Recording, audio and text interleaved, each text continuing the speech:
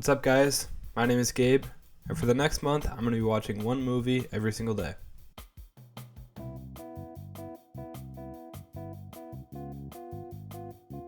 For today's movie, I watched the film The Killing of a Sacred Deer. It was directed by Yorgos Lanthimos, who's directed films like Poor Things, Kinds of Kindness, The Lobster. So some of you might know his work.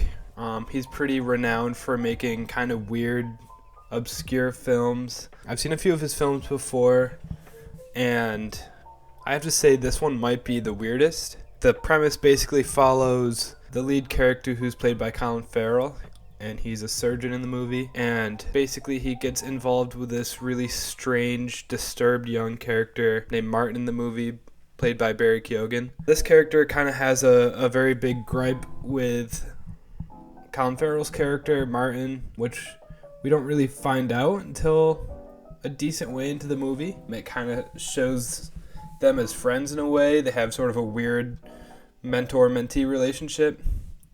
But turns out he has a gripe with Martin because he killed his father on the operating table. And we later find out that it's because he was drunk while he was performing the procedure. But it starts to come to light that Martin actually has sort of a series of very serious mental health conditions as well. And that's not really explicitly stated, except for when Martin says to his wife, who's played by Nicole Kidman, that Martin is very disturbed and has a lot of issues. So basically Martin places some sort of curse on Steven, who's the doctor. He places a curse on Steven's family and gives him an ultimatum of he has to choose one member of his family to kill. Otherwise, all of them are going to die, one by one. And that is to atone for the death of his father.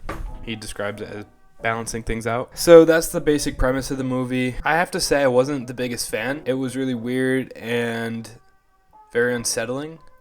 I think the next few days I'm going to take a break from the unsettling movies, because between 2001, Parasite, and this, it's been kind of some heavy watches the past few days.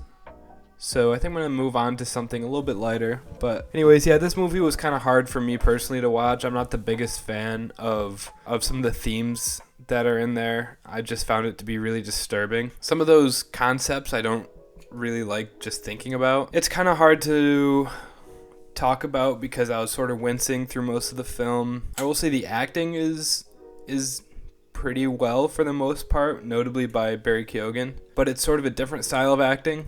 It's very, very stiff, and the dialogue is sort of strange and hard to follow, and I found myself kind of being confused at why certain characters were acting in the way that they were. Like the daughter kind of starts acting how Barry Keoghan's character is acting, very non-emotional and kind of psychopathic, if that's even an adjective. But she starts kind of saying all these weird things and reading these strange poems and soliloquies out loud. And then Nicole Kidman's character is just kind of all over the place. I feel like I was kind of having a hard time figuring out what her motive was. For the first little bit of the film, I thought that Colin Farrell's character Steven was supposed to be the antagonist, that he was supposed to be the psychopath, because he was very non-emotional and his dialogue was very strange.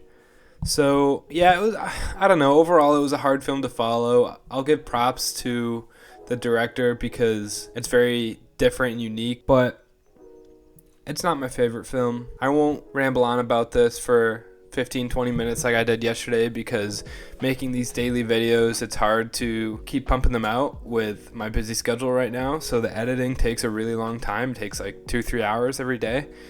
Plus recording, watching the movie. So it's kind of a big commitment right now, but I guess that's part of the challenge, right? And I really do want to talk about all the films that I watch during this month, because I think there's value in reflecting on the content that I'm consuming and letting it kind of sit with me and affect me in a way that I know I'm going to have to talk about it, and I know I'm going to have to digest some of the themes. So I watch it with sort of a more of a keen eye. But yeah, in terms of this movie, I won't say too much more about it. I'll say it's weird. It made me really uncomfortable, and yeah, I mean, I might have some scary dreams trying to fall asleep tonight after watching that one. I wouldn't really recommend it, to be honest, unless you're really, really into weird films and you know kind of what you're getting into. But for me, I didn't know what it was about. I watched it because I'd seen some of the film YouTubers that I watched talk about it. And then I watched it, and yeah, it just made me sort of anxious and uncomfortable. So I wouldn't recommend it to most people. That's about all I have to say about that. I know it's a really short video today, but I didn't want to drone on and on about this. Overall, I would rate this a 6 out of 10. That might be a bit high for me, to be honest. I might give it a 5 out of 10. Again, I recognize the skill of the director, and he has some really good films under his belt.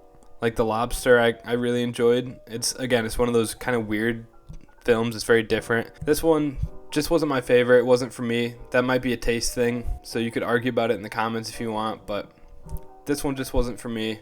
So I'm going to give it between a 5 and a 6 out of 10. I can't quite decide. I might have to sit with it for a little bit. But yeah, that's about all I got today. Thanks.